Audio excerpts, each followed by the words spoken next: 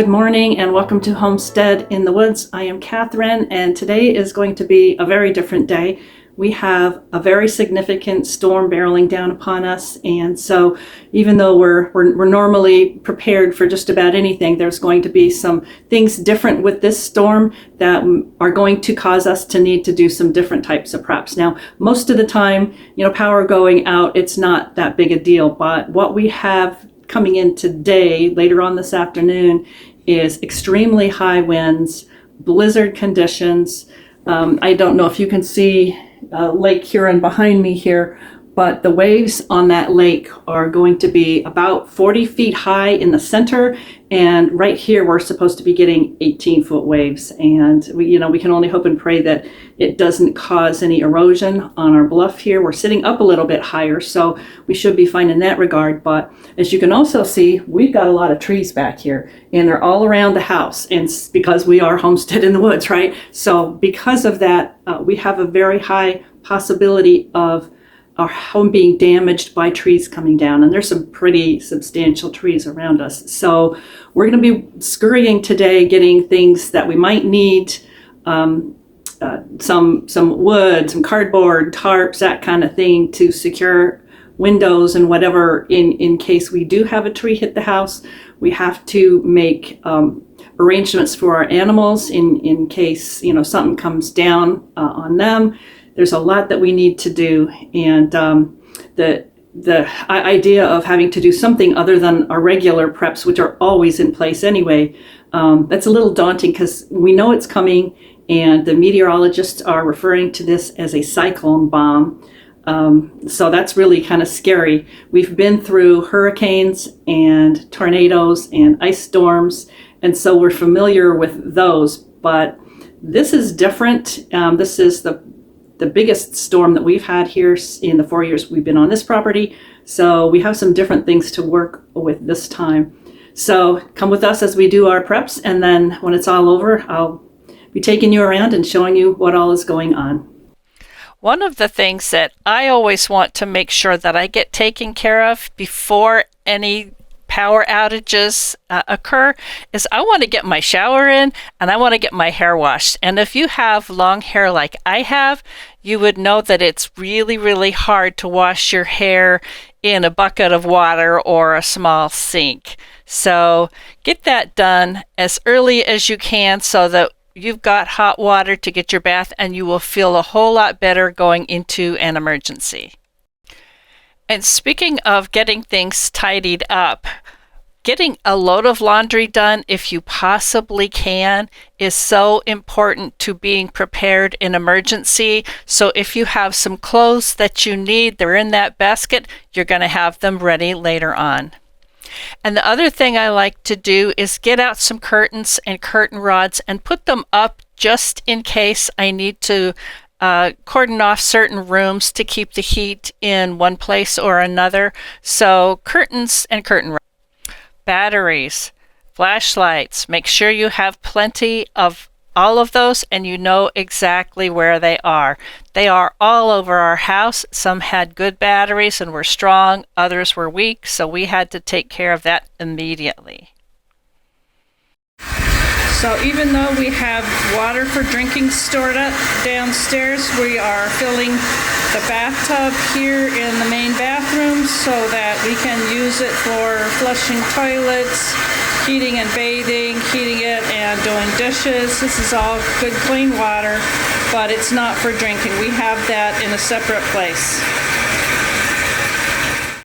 Having enough water to take care of flushing toilets and water that you can heat up and bathe with, or you can heat up and do your dishes, is so important. So a tub full of water is absolutely essential. And this morning I realized that I had very few towels in my linen closet, so I made that a priority to get those towels done first.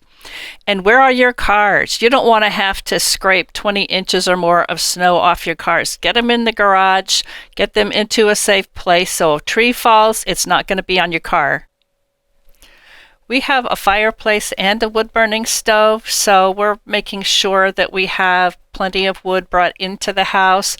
we have a storage rack in the garage where we move it in from the woodshed to the garage, and then when we need it, we go out to the garage and bring it in and stack it up on either side of our stove or our fireplace so that it's there when we need it. All right, checking in here as a result of my window treatment that I worked on in the fall. It is now January, and they're holding up pretty well.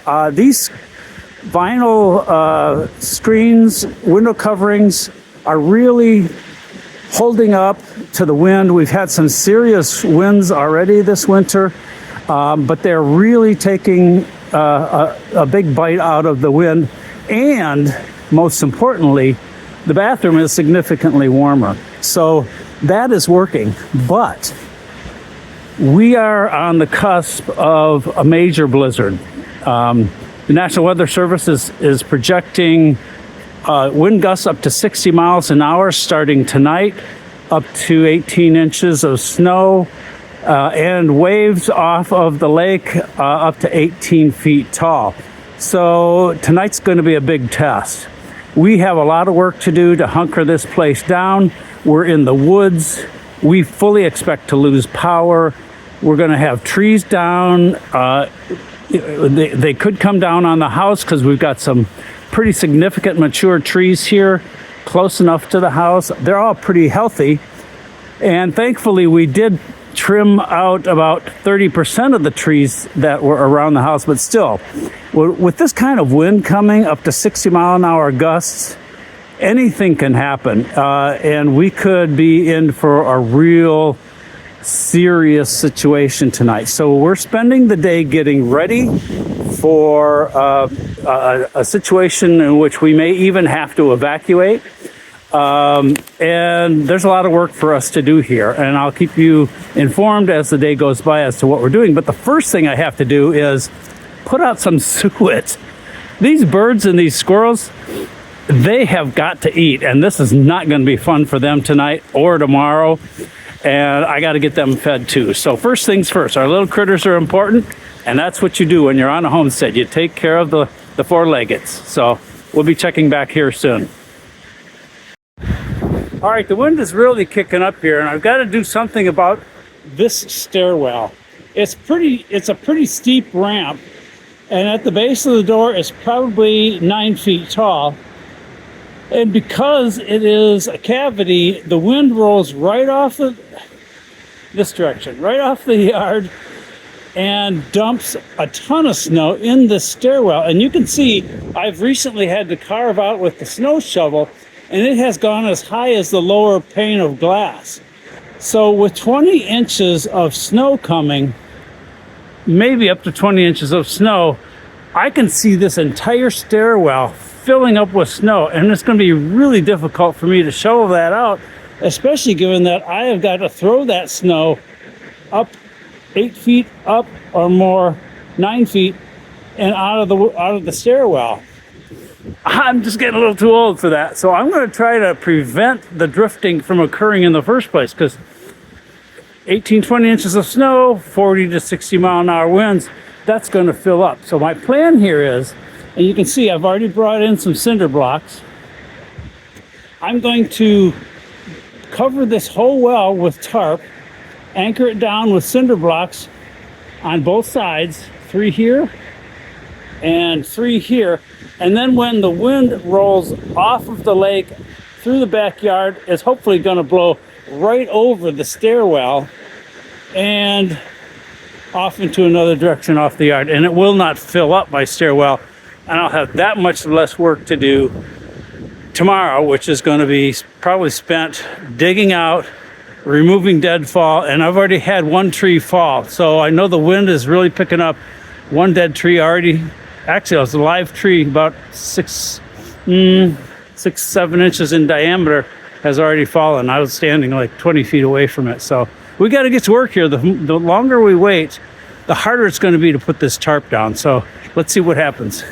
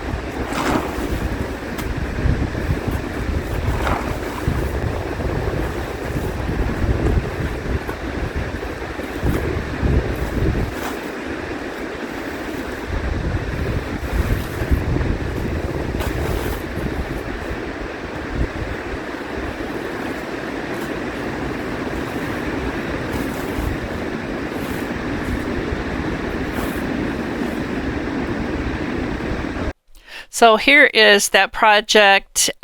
He did put a few more pieces of concrete on it, but he did go out again and tweaked it a little bit more so that it wouldn't go airborne, hopefully.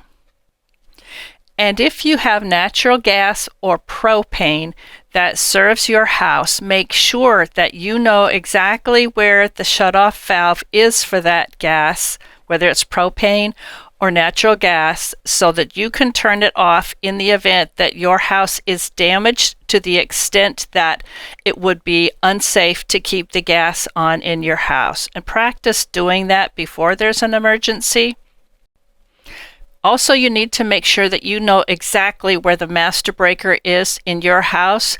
It is a very difficult breaker to move, and it takes a lot of strength to do that. So make sure that you practice that in advance so that you can get the electricity turned off as fast as possible if needed. We have a generator here, and we expect the power is going to go off in the wee hours, and we don't need it at that time, so we're going to turn it off and turn it on later when we do need it. And I got to thinking this morning how important it is to have a clean workspace if you've got to do some off-grid cooking, if you have an appliance that isn't going to work. Now, we do have gas, and so I will be able to do that, but just the same, I needed my workspace to be cleaned up because it's going to be somewhat inconvenient.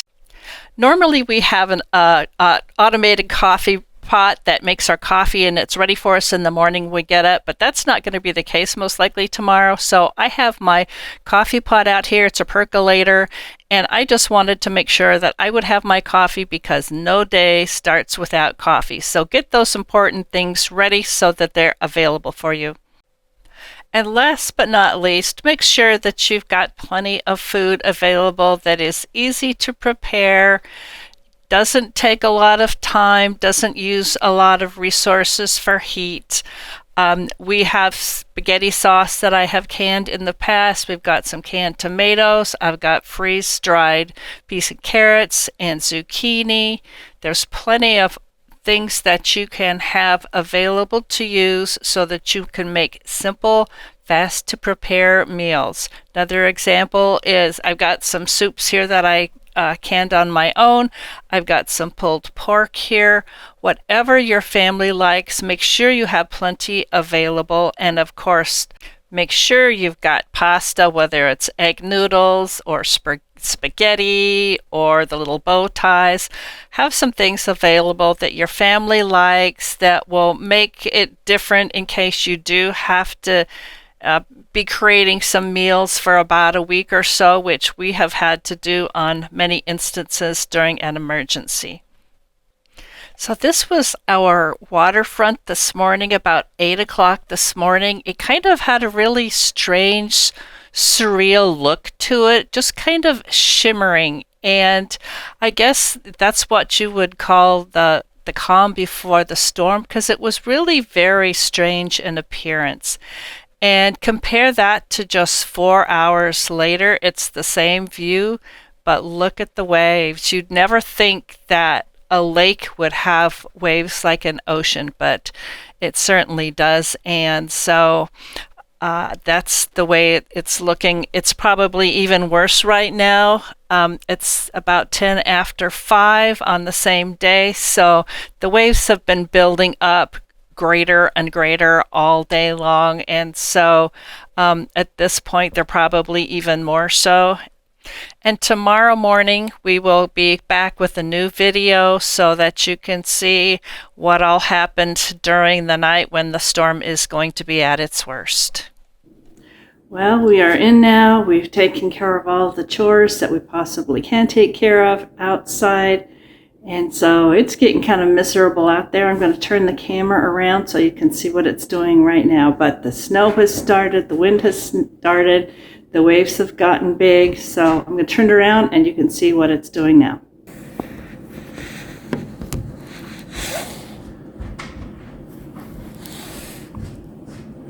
So as you can see, we're getting some pretty significant waves here on Lake Huron. And they've gotten larger throughout the day. All I can say is woe be to any ships that are currently out there. Any captains that are smart would be pulling into some safe harbor at this point in time. Waves are supposed to be getting very large. So we'll just see how it plays out. We've done everything that we can to get ready, and so we'll see how it goes.